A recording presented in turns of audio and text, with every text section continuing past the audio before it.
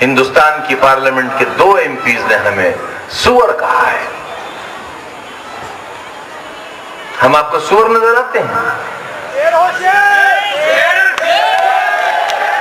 पिछले पार्लियामेंट के चुनाव में हमने सच कह दिया था, उसी पर बिगड़ गई दुनिया। इलेक्शन कमीशन ने पाबंदी लगा दी हम पर।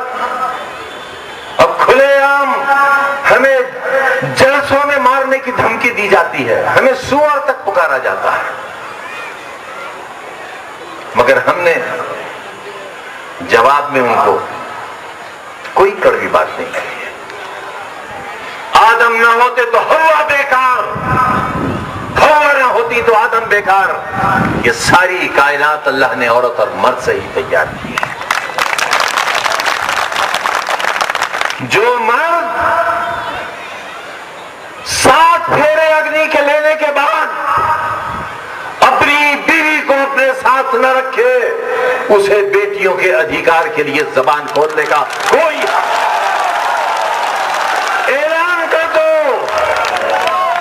मुनादी करा दो पूरे हिंदुस्तान में कि बादशाह, जब तक तुम अपनी बीवी को वापस नहीं लाओगे, हिंदुस्तान की कोई औरत तुम्हारी पार्टी को वोट नहीं देगी।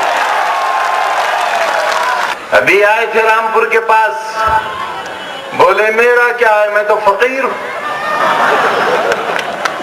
मैंने कहा जरा फकीर तो देखो, 2 साल में 80 करोड़ के कपड़े पहन लिए, ये है फकीर हिंदुस्तान। 2 साल में 80 करोड़ के कपड़े। बोले मैं तो थैला लेके चला जाऊंगा। मैंने कहा सुनो साहब, आप जाओ सो जाओ, थैला देके जाओगे,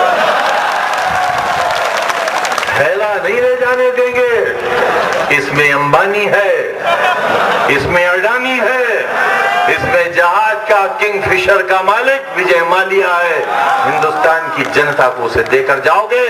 हमारी गाड़ी कमाई का पैसा, बैंकों में रखा हुआ पैसा, सरकार के खजाने में रखा हुआ पैसा, हजारों लाखों करोड़ का कर्जदार था विजय माल्या, भाग गया हिंदुस्तान छोड़कर।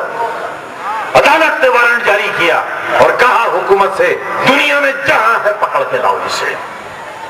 आपने पकड़ने के बजाय किसान की मेहनत का लगान, मजदूर की मेहनत का पैसा, खजाने का, उसका कर्ज अदा करने के लिए माफ कर दिया विजय माल्या हिंदुस्तान वापस चलाने के लिए।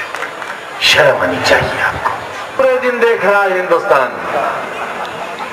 हिंदुस्तान को बर्बादी से बचाओ और जिम्मेदारी है आपकी। ये वोट की ताकत छीनी जा सकती है तुमसे।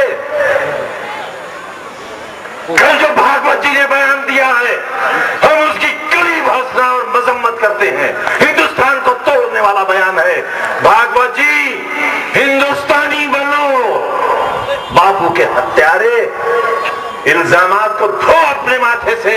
हिंदुस्तानी बनो, हिंदू, मुसलमान, सिख, ईसाई, जैन, पारसी, सबको साथ लेकर चलो। यही है हिंदुस्तान की शान और तभी बनेगा भारत महान। इसके बगैर नहीं बन सकता। आरएसएस के लोग बहुत खतरनाक मंसूबे रखते हैं। लव जिहाद, घर वापसी, बच्चों को प्यार नहीं करने दोगे?